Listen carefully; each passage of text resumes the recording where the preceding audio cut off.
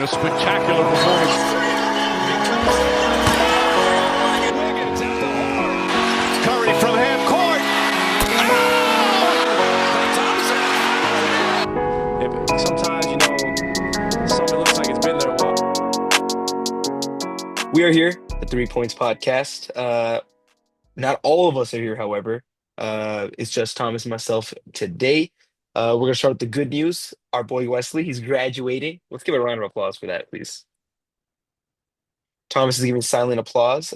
He's getting his bachelor's. I'll just say the field, engineering. I'm not going to say what specifically, but a field in engineering, and from a top 10 engineering school, if I were to say so for myself. So big shout out to our dog. Hard work, years and years and years of hard work. Mm.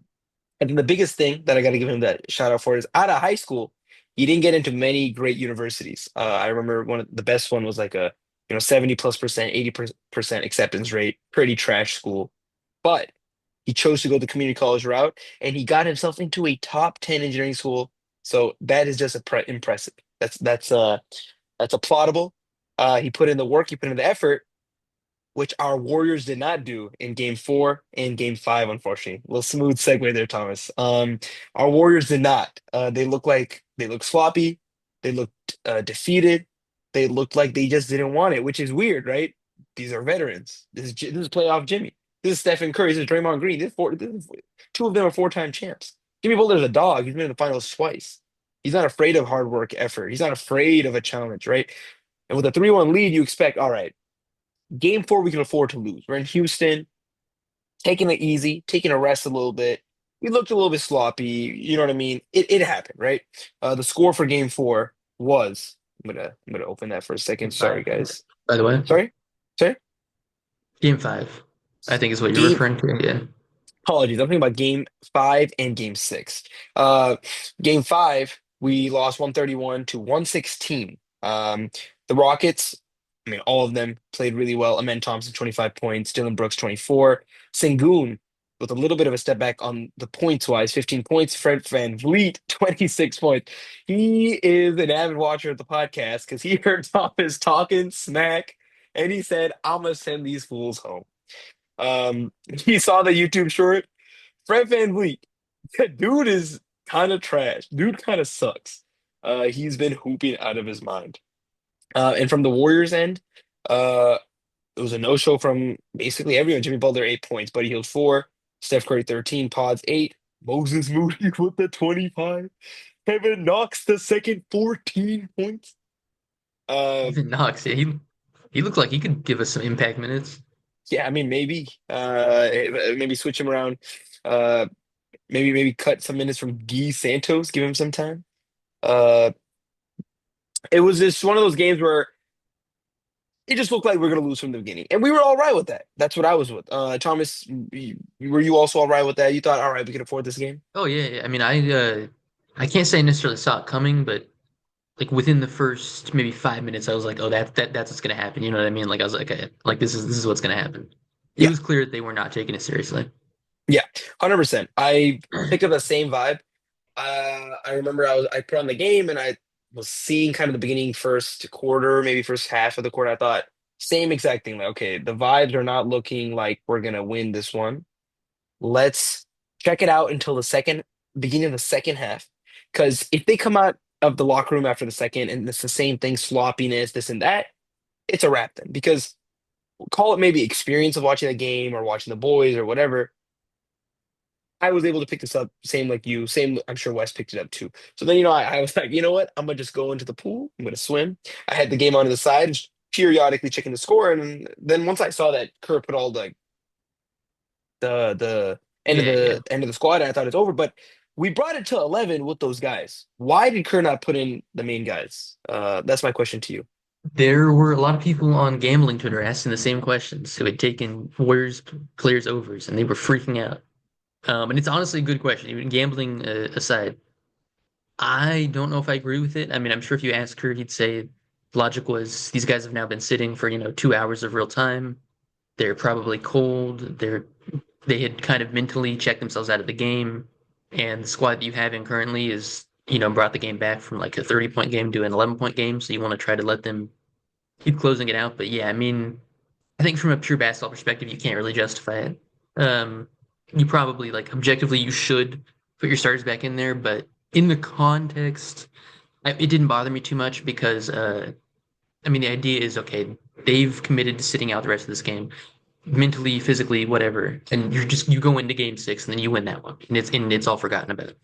But obviously that didn't happen. So now the question is, was it, should you have maybe tried to run them out there and see if they couldn't have made it happen?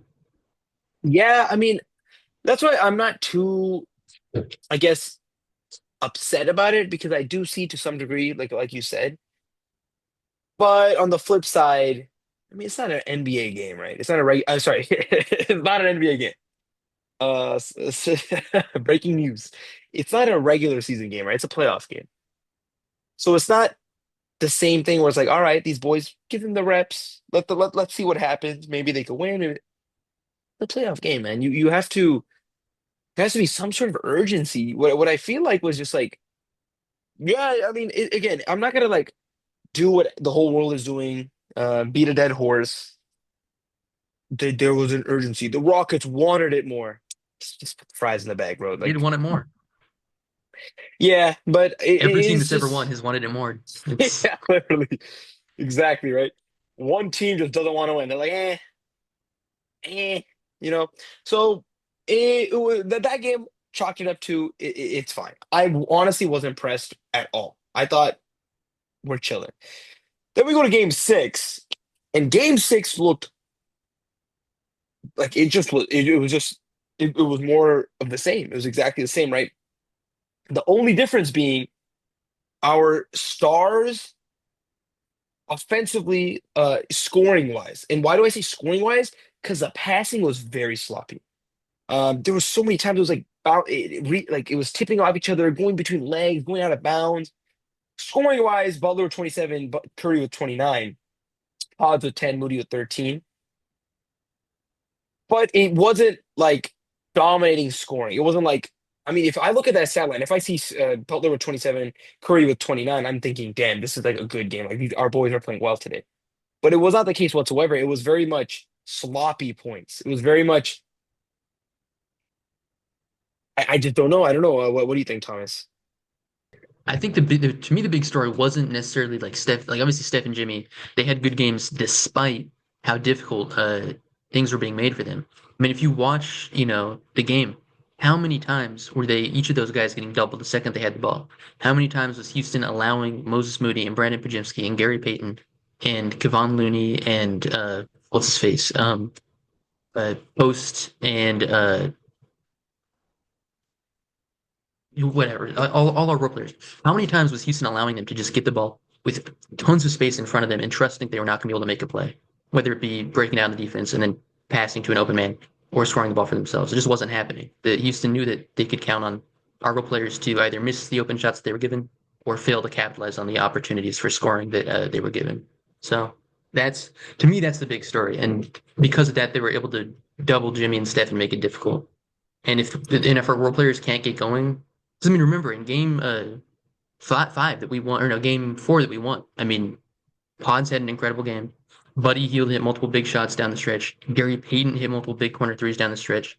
That's what needs to happen for us to win. I think Jimmy and Steph. I mean, they can go off or they can not go off, but it's not going to matter if our role players are completely incapable of taking advantage of what the defense is giving them. I mean, the way I see it is this. If Steph and Jimmy score to what their averages are, so let's say they both score about 25 each, or let's give Steph 28, let's give Butler 25, right? We need at least two role players with like 10 to 15 points, right? We need Pods and Moody. We need like Pods with 15, we need Moody with 10, and then we need like Healed with like 9, and we need maybe Post with like 5, and Dre with like 5. So how many points is that total? So I said 10 to 15, so that's 25.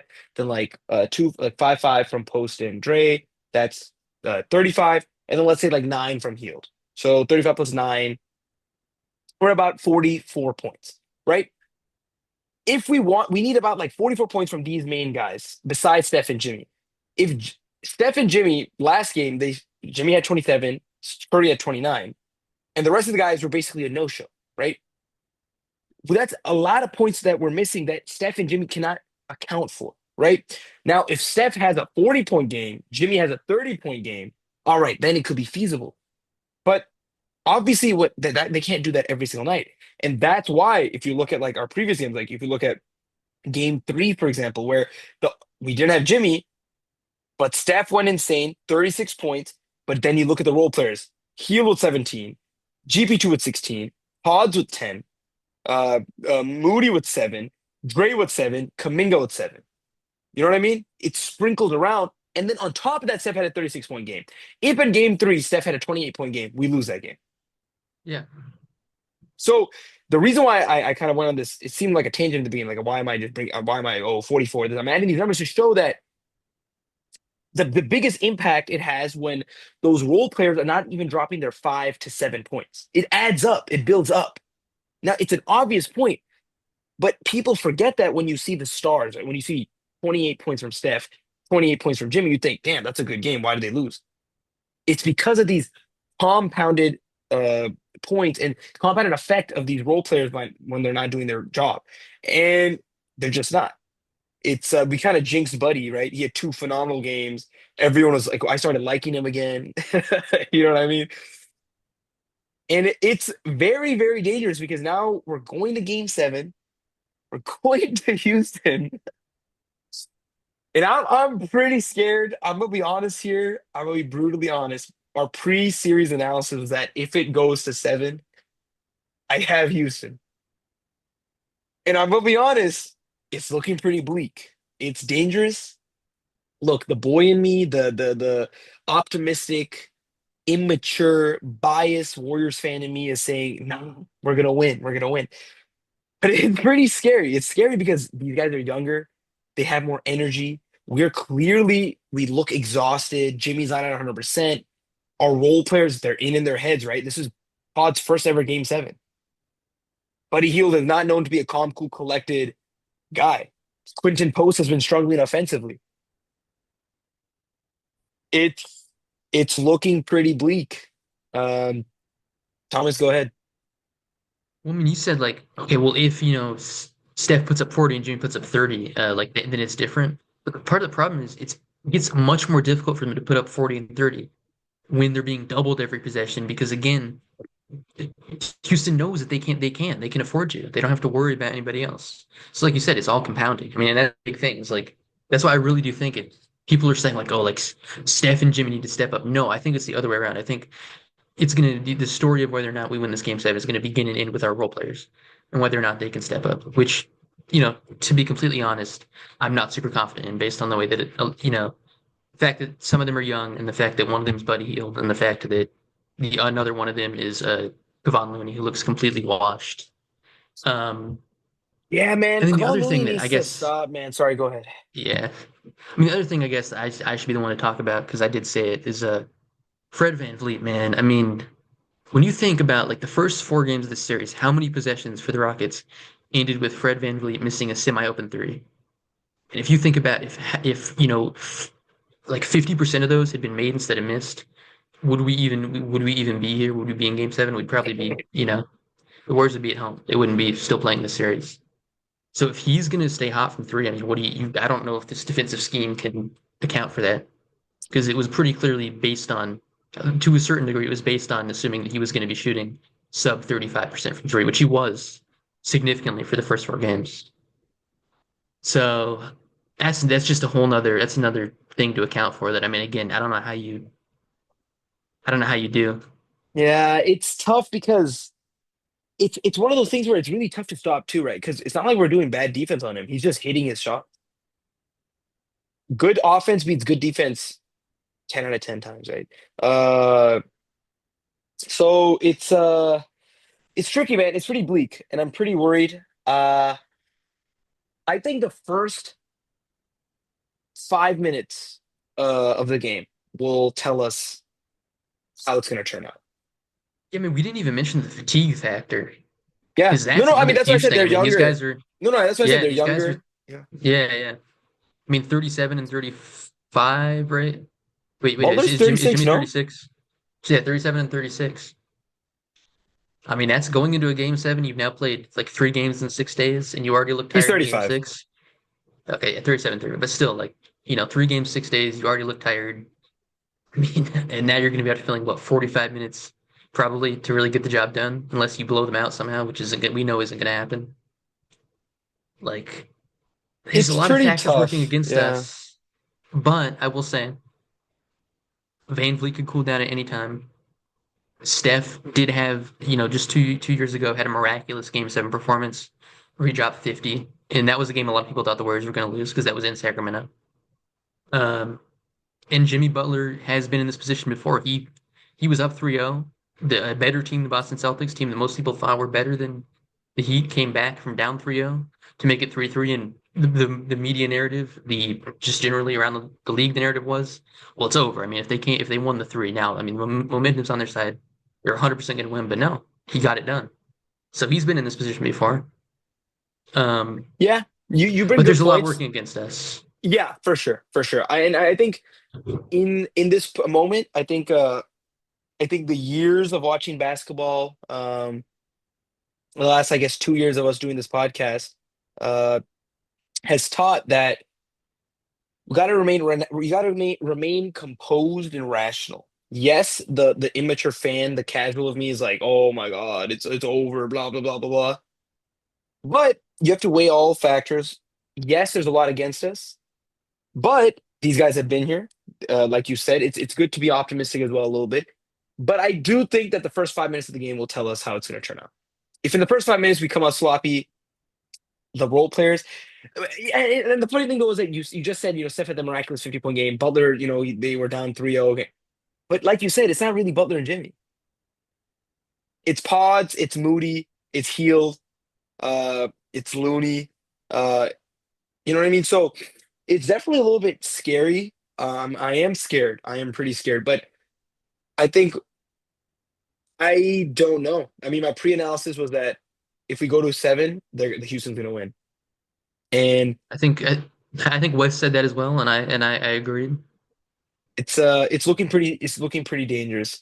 However, we've been here before. We've been in a lot of tough situations. I think I gotta have faith. Gotta support the guys. Uh, we'll find out. The game is tomorrow, 5:30 Pacific Standard Time.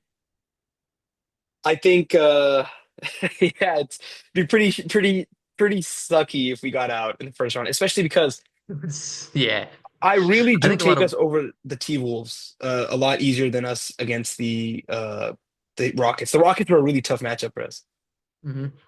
And I was gonna say, I think a lot of Warriors fans had at this point like kind of bought into the narrative of the Warriors as potential title contenders. So to exit in the including first me. round would be, I yeah, cannot lie. that would be pretty I rough. absolutely, I without a shadow of a doubt, I wholeheartedly believe this is a championship team. It's just the role players, man. It's just so tough when it's. I mean, the truth is, like, are we a championship team if our role players are this streaky? Not really, right? You're Yeah, not. yeah. You're not. The true championship teams do not have streaky aspects of their roster.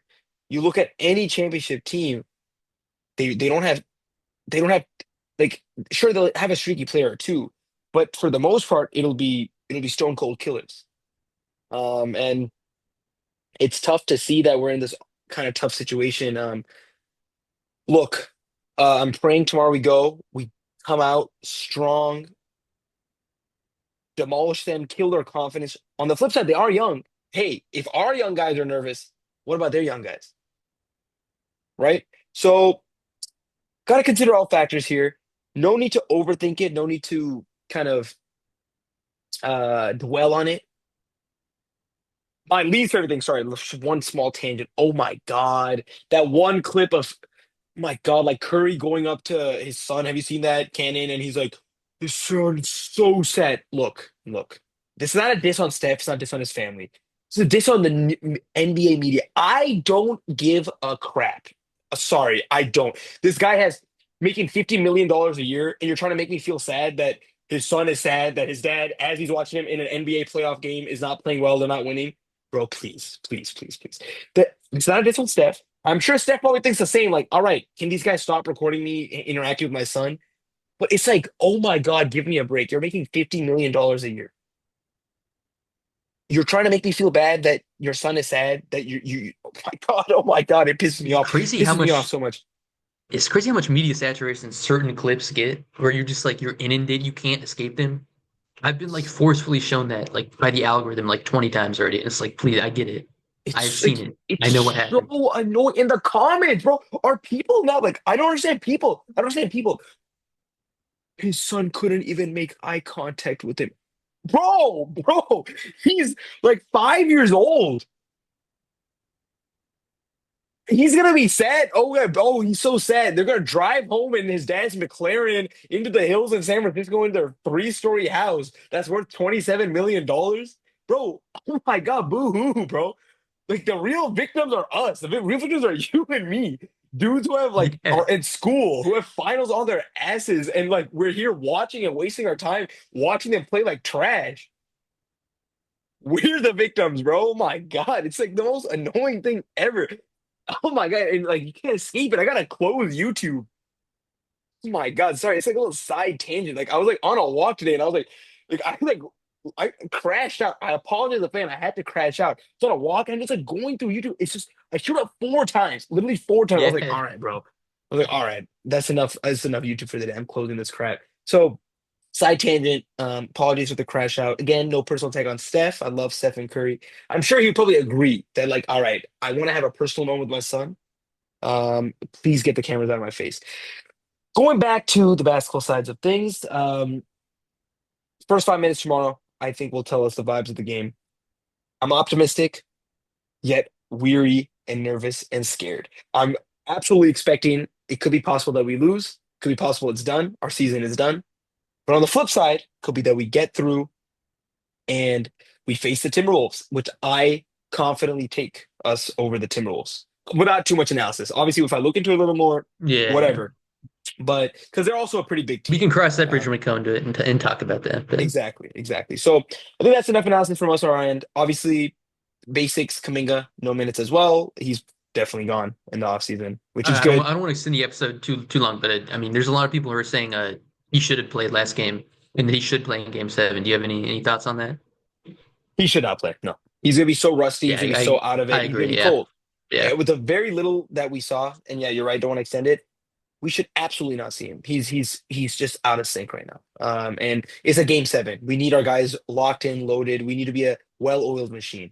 We do not have time for experimentation, and it's just not. It's just a too risky move. So absolutely, we should not use Yeah. him. If Curry uses him tomorrow, I would lose it. I would lose it. I mean, I truthfully, even if Kaminga plays well, I would be really pissed because it's like, what are you doing? You're just kind of indicating you kind of have no clue what you're doing if they do use Kaminga. So I hope we don't. And I think I think we will probably get an episode out tomorrow night because if we lose, it'll be a Yeah. depressing episode. We should get it out tomorrow night regardless. And if we do win, we'll get it out because we'll be hyped. So we'll probably catch you guys tomorrow. Fingers crossed, knock on wood. Let's go, Dub Nation. Please, let's get this win. Hell happening.